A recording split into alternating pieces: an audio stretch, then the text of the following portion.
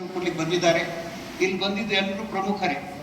आपको मैं सुनाता हूँ, यहाँ जितने भी लोग आए हैं सभी लोग जो है ने हमारे बसवन्ना के बारे में कुछ जानकारी रखने वाले हैं, कमिटमेंट लोग आए और वो लोगों का बात सुनने के लिए बहुत तरसते।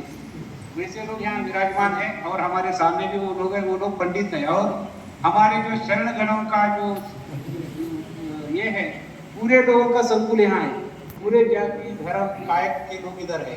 वो लोग अपने अपने वक्तव्य आपको देंगे, उनका अनुभव आपको देंगे कि आप उनके लोग समाज के लिए कितने त्याग बलिदान दिए थे, उसके बारे में वो लोग आपको थोड़ा बहुत उनके जानकारी आपको देंगे, आपको वो मदद हो सकता है।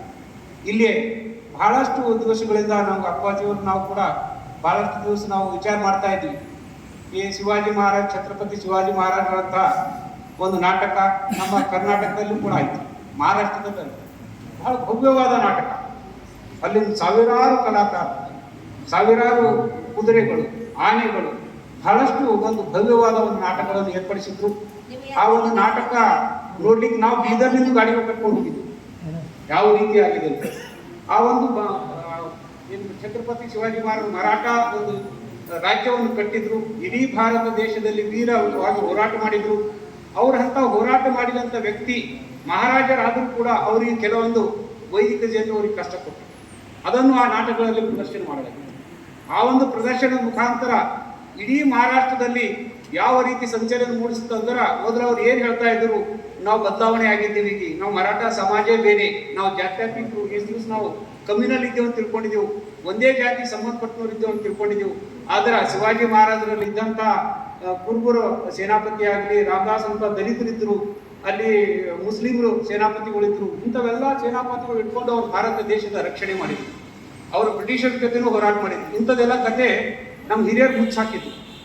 ಯಾಕಂದ್ರೆ ಅವರಿಗೆ ನಾವೇನು ಕೆಳ ದರ್ಜೆ ಜನರಿದ್ದೀವಿ ಅಂತ ವೀರರಿದ್ದೀವಂತ ತೋರಿಸಬಾರ್ದಾಗಿತ್ತು, ಶೂದ್ರರು ಮ್ಯಾಲೆ ಬರಬಾರ್ದಾಗಿತ್ತು.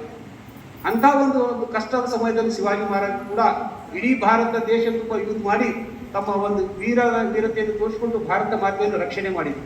ಆ ಒಂದು ನಾಟಕ ಮುಖಾಂತರ ನೋಡ್ರಿ, ಅವ್ರ ಸಮಾಜ ನಮ್ಮ ಕರ್ನಾಟಕದಲ್ಲಿ ಬಾಳೆವಾಳದ್ರ ಬೀದರು ಬೆಳಗಾವ್ ಅಷ್ಟೇ ಇದೆ, ಬೇರೆ ಕಡೆ ಇಲ್ಲ. ಆದ್ರೆ ಇಲ್ಲೂ ಕೂಡ ಅವರು ಭವ್ಯವಾದ ಒಂದು ನಾಟಕ ಮಾಡಿದರು. ಅದೇ ನಾಟಕವನ್ನು ಬಸವ ಕಲ್ಯಾಣದಲ್ಲಿ ಪ್ರದರ್ಶನ ಮಾಡಿದ್ರು. ಆ ಪ್ರದರ್ಶನ ಮುಖಾಂತರ ಇಡೀ ಸಮಾಜ ಎದ್ದು ಅವ್ರು ಯಾವಾಗ ನಮ್ಮ ಜೊತೆ ಹೊಂದ್ಕೊಳ್ತಿದ್ದಿಲ್ಲ. ಅವ್ರೇನು ತಿಳ್ಕೊಂಡ್ರು, ನಾವು ಬೇರೆ ಅವ್ರು ಬೇರೆ ಅಂತ ತಿಳ್ಕೊಂಡ್ರು. ಯಾವಾಗ ಅವ್ರು ಶೂದ್ರರು ಇದ್ದೇವೆ ಅಂತೇಳಿ ಗೊತ್ತಾಯ್ತು, ಅವ್ರು ಈ ದಿವಸ ಕ್ಷತ್ರಿಯರಿದ್ದೇವರು, ಮ್ಯಾಮ್ ಕ್ಷತ್ರಿಯ ಹೆಂಗೆ ತಲವಾರ್ ತಿಕ್ತರು. ಆದ್ರೆ ಆ ನಾಟಕ ನೋಡಿದ ಮೇಲೆ ಗೊತ್ತಾಯ್ತು ನಾವು ಶೂದ್ರರಿದ್ವಿ, ನಾವು ಕ್ಷತ್ರಿಯರಿಲ್ಲ, ನಮ್ಮ ಜೊತೆನೂ ಬಹಳಷ್ಟು ಅನ್ಯಾಯ ಆಗಿದೆ, ನಮ್ಮ ಮೇಲೆ ಅನ್ಯಾಯ ಮಾಡಿದೆ ಸಮಾಜ ಅಂತ ತಿಳ್ಕೊಂಡು ಅವ್ರಿಗೊಂದು ಸಂಪೂರ್ಣ ಹಿಂದೂ ಅಂತೇಳಿ ಹೇಳ್ತಾ ಇದ್ರು. ಇವತ್ತು ಅವ್ರು ನಮ್ಮ ಜೊತೆ ಕೂತ್ಕೊಂಡು ಅವರು ನಮ್ದು ತತ್ವ ಒಡಂಜೆ ಇವೆ ಅಂತ ಗೊತ್ತಾಗಿದೆ. ಯಾಕಂದ್ರೆ ಬಹಳಷ್ಟು ಪುಸ್ತಕಗಳನ್ನ ಬರಿತೀವಿ, ದೊಡ್ಡ ದೊಡ್ಡ ಗ್ರಂಥಗಳು ಬರಿತೀವಿ, ನಾನು ಜ್ಞಾನದ ತುಂಬ್ತೀವಿ, ಅದನ್ನ ಓದ್ಬೇಕೆ ಬಹಳಷ್ಟು. ಇವತ್ತು ನಾವು ಅಭ್ಯಾಸ ಮಾಡಿದವರೇ ಕೂಡ ಓದ್ಲಿಕ್ಕೆ ಸಾಧ್ಯ ಆಗ್ತಾ ಇಲ್ಲ, ಅವ್ರು ಅದಕ್ಕೆ ಓದ್ಲಿಕ್ಕೆ ಸಮಯ ಕೊಡ್ತಾ ಇಲ್ಲ. ಪಠ್ಯ ಪುಸ್ತಕಗಳು ಪೂರ್ಣ ಓದ್ತಾ ಇಲ್ಲ ವಿದ್ಯಾರ್ಥಿಗಳು. ಯಾವ ಪರೀಕ್ಷೆದ ಪ್ರಶ್ನೆಗಳು ಯಾವ ಬರ್ದು ಒಂದು 5-6 ಅಧ್ಯಾಯಗಳು ಅಷ್ಟೇ ಓದ್ತಾರೆ, ಸಂಪೂರ್ಣ ಪುಸ್ತಕ ಓದಲ್ಲ. ಯಾವಾಗ ಅಂಥ ಪುಸ್ತಕ ಓದಲ್ಲ ಅಂದ್ರೆ ನಮ್ದು ಇತಿಹಾಸ ಹೇಳುವಂಥ ಪುಸ್ತಕಗಳು ಯಾರು ಓದ್ತಾರೆ ಹೇಳ್ತಾರೆ. ಆದ್ದರಿಂದ ಈ ನಾಟಕಗಳ ಮುಖಾಂತರ, ಪ್ರದರ್ಶನ ಮುಖಾಂತರ, ಈ ಸಂಗೀತದ ಮುಖಾಂತರ ಆ ಜನರಿಗೆ ನಾವು ಅಧ್ಯಯನ ಮಾಡಿಸ್ಬೇಕಾಗ್ತದೆ, ಶಿಕ್ಷಣ ಕೊಡ್ಬೇಕಾಗ್ತದೆ. ಅದ್ರ ಸಲುವಾಗಿ ಈ ಮಟ್ಟಕ್ಕೆ ನಾವು ಏನು ಅವ್ರು ಸಕ್ಸಸ್ ಆದ್ರು ಅದೆಲ್ಲ ನೋಡ್ಕೊಂಡಿದ್ದೀವಿ. ನಾವು ಅವಾಗೇ ಮನಸ್ಸಲ್ಲಿ ಅಪ್ಪ ಅವ್ರ ಮುಂದೆ ಹೇಳೋದು, ನಾವು ಕೂಡ ಅಂಥ ನಾಟಕ ಯಾಕೆ ಮಾಡಬಾರ್ದು ನಮ್ಮ ಮನಸ್ಸಿನಲ್ಲಿ ಇತ್ತು. ಅದು ಹಂಗೆ ಇರ್ತಿತ್ತು, ಯಾಕಂದ್ರೆ ಅದಕ್ಕೆ ನಮಗೆ ಸಮಯ ಕೂಡ ಬಂದಿದ್ದಿಲ್ಲ. ಮತ್ತು ಹಿಂದಿನ ಸರಿ ಇವರೊಂದು ಯಾವ ಕೊಂತ ಸೂರ್ಯ ಬಲ್ಲೆ ಕ್ರಾಂತಿ ಸೂರ್ಯ ಅಂತ ದೊಡ್ಡ ನಾಟಕ ಮಾಡಿದ್ರು. ಅದು ನಮ್ದು ಸ್ಟೇಡಿಯಂದಾಗ ಹೋದ್ರು. ಮತ್ತು ಇದರ ಅಂಬೇಡ್ಕರ್ ಅವರು ಪತ್ನಿಯವ್ರ ಬಗ್ಗೆದಾಗ ಒಂದು ನಾಟಕ ಮಾಡಿದ್ರು. ಅದು ಈ ಸ್ಟೇಡಿಯಂದಾಗ ಮಾಡಿದ್ರು. ಅವಾಗ ನಾವಾಗ ಸಹಕಾರ ಕೊಟ್ಟಿದ್ದೆವು, ನಮ್ಮ ಆಡಳಿತ ಕೂಡ ಅವ್ರಿಗೆ ಸಹಕಾರ ಕೊಟ್ಟಿತ್ತು. ಇಡೀ ಸ್ಟೇಡಿಯಂ ಆದ್ರೂ ಸಾಕಾಗಿಲ್ಲ.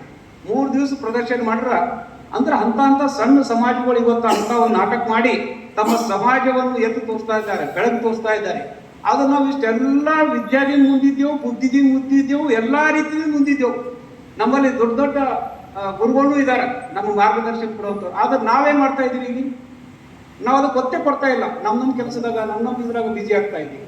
ಆದ್ದರಿಂದ ನಾವು ಒಂದು ಮಾತು ಹೇಳೋಕೇನಂದ್ರೆ, ನಾವೆಲ್ಲರೂ ಕೂಡಿ ಇಂಥ ಭವ್ಯವಾದ ಒಂದು ನಾಟಕ ಮಾಡಬೇಕು.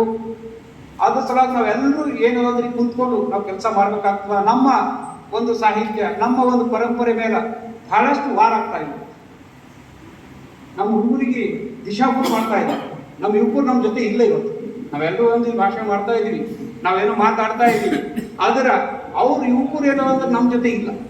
ಇಂಥ ಒಂದು ಸನ್ನಿವೇಶ ಬಂದಾಗ ನಾವು ಯುವಕರಿಗೆ ಎದ್ದೆಬ್ಬಿಸ್ಬೇಕಾಗಿದ್ದಿತ್ತಂದ್ರೆ ಇಂಥ ಒಂದು ನಾಟಕ ಮುಖಾಂತರ ಆಗಲಿ, ಯಾವುದೇ ಒಂದು ಕಾರ್ಯಕ್ರಮ ಮುಖಾಂತರ ಆಗಲಿ, ಅವರೆಲ್ಲ ನಾವು ಮುಖ್ಯ ವಾಹಿನಿ ತರಬೇಕಾಗ್ತದೆ. ಮುಖ್ಯ ವಾಹಿನಿ ತರಬೇಕಾಗಿತ್ತಂದ್ರೆ ಅವರನ್ನು ನಾವು ಕೂರಿಸ್ಕೊಳ್ಬೇಕಾಗುತ್ತೆ, ಅವರನ್ನು ಜ್ಞಾನ ತರಬೇಕಾಗಿತ್ತಂದ್ರೆ ಪುಸ್ತಕ ಓದಿ ಓದ್ಲಿಕ್ಕೆ ಆಗಲ್ಲ.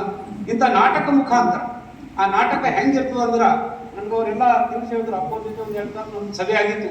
ಆ ಸಭೆಯಲ್ಲಿ ಸಂಪೂರ್ಣ ಅದು ಚಿತ್ರಣವನ್ನೇ ನಮ್ಗೆ ಕೊಟ್ಟಿದ್ರು. ಆ ಚಿತ್ರಣದ ಮುಖಾಂತರ ಗೊತ್ತಾಗಿತ್ತು ನಮ್ಗೆ ಅವ್ರು ಯಾವ ರೀತಿ. ನಾವು ಅವ್ರಿಗೆ ಬಹಳಷ್ಟು ಹೇಳಿದ್ದೀವಿ, ನಾವೊಂದು ಮುಖ್ಯ ಕೆಲವೊಂದು ವಿಷಯಗಳನ್ನ ಅಷ್ಟೇ ಹೇಳ್ತೀವಿ, ಯಾಕಂದ್ರೆ ಬಹಳ ಚರ್ಚೆ ಇದೆ, ಬಹಳ ದೊಡ್ಡ ನಾಟಕ ಇದೆ. ಅಲ್ಲಿ ಅವ್ರಿಗೆ ಹೇಳಿದ್ದೇನೆಂದ್ರೆ ಇತಿಹಾಸ ಬಗ್ಗೆದಾಗ ನಾವು ಹೆಚ್ಚಿಗೆ ಒತ್ತು ಕೊಡೋದು. ಯಾಕಂದ್ರೆ ಬಸವಣ್ಣವ್ರು ಏನು ಹುಟ್ಟಿದ್ರು, ಎಲ್ಲಿ ಬೆಳೆದ್ರು, ಅವ್ರ ಪೂರ್ವಜರು ಯಾರು, ಅದರಿಂದ ಏನಾಯ್ತು, ಅವ್ರಿಗೆ ಹೆಂಗ ಇದಾಗೋಯ್ತು, ಅವ್ರಿಗೆ ಕಷ್ಟ ಹೆಂಗೆ ಕೊಡ್ತು, ಅದೆಲ್ಲ ಬೇರೆ. ವೈಚಾರಿಕತೆಯನ್ನು ಹೆಚ್ಚಿಗೆ ಇಡಬೇಕು. ಅದು ಇರಲಿ ಸ್ವಲ್ಪ ಸ್ವಲ್ಪ, ಅದ್ರ ವೈಚಾರಿಕತೆ ಹೆಚ್ಚಿಗೆ ಇರ್ಬೇಕು. ವೈಚಾರಿಕ ಇವತ್ತು ಬಸವಣ್ಣವ್ರ ಜಗತ್ತಿನ ಗೊತ್ತಾಗ್ತಾ ಇರೋದು ಯಾಕಂದ್ರೆ ಹುಟ್ಟೂರಿನಿಂದ ಅಲ್ಲ ಅಥವಾ ಕಲ್ಯಾಣದಿಂದ ಅಲ್ಲ, ಅವ್ರ ವೈಚಾರಿಕತೆಯನ್ನು ಗೊತ್ತಾಗ್ತಾ ಇದೆ. ಆ ವೈಚಾರಿಕ ಮಾತುಗಳು ಎಲ್ಲಿ ಈ ಪ್ರದೇಶದ ಆಗಿವೆ, ಆ ಮಾತು ಬೇರೆ. ಆದ್ರೆ ಆ ವೈಚಾರಿಕ ಮಾತುಗಳ ಮುಖಾಂತರ ಇವತ್ತು ಭಾರತ ದೇಶದಲ್ಲಿ ಅಲ್ಲ ಇಡೀ ವಿಶ್ವದಲ್ಲಿ ಅವ್ರು ಫೇಮಸ್ ಆಗ್ತಾ ಇದೆ. ನಾವು ಬಹಳ ನಾವು ಹೇಳ್ತೀವಿ, 1942ರಲ್ಲಿ ಯುಎನ್ ತಯಾರಾಯಿತು, ಸಂಯುಕ್ತ ರಾಷ್ಟ್ರದಲ್ಲಿ ಮಾನವ ಹಕ್ಕುಗಳು ಅಂತ ಹೇಳಿ 42 ಹಕ್ಕುಗಳಿವೆ. ಆ ಮಾನವ ಹಕ್ಕುಗಳು ನಾವು ಮಾಡಿವೆ ಅಂತೇಳಿ ಕೆನಡಾದವ್ರು ಜನ್ಮ ಕೊಟ್ಕೊಂಡು ನಾವೇ ಯುಎನ್ದವ್ರಿಗೆ ಕೊಟ್ಟಿದ್ದೇವೆ ಅಂತೇಳಿ. ಜ್ಯೋತಿ ಅಂತ ಹೇಳಿ ಒಬ್ಬರು ಅವ್ರು ಕೆನಡಾದಿಂದ ಬಂದಿದ್ರು, ಅಪ್ಪ ಅಮ್ಮವ್ರಿಗೆ ಅವ್ರು ಬಂದು ದರ್ಶನ ಮಾಡ್ಯಾರ. ಅವ್ರಿಗೆ ಜ್ಯೋತಿ ಅವ್ರು ಕೆನಡಾದಿಂದ ಬಂದಿರಲ್ಲ ಮಾತಾಡಿ.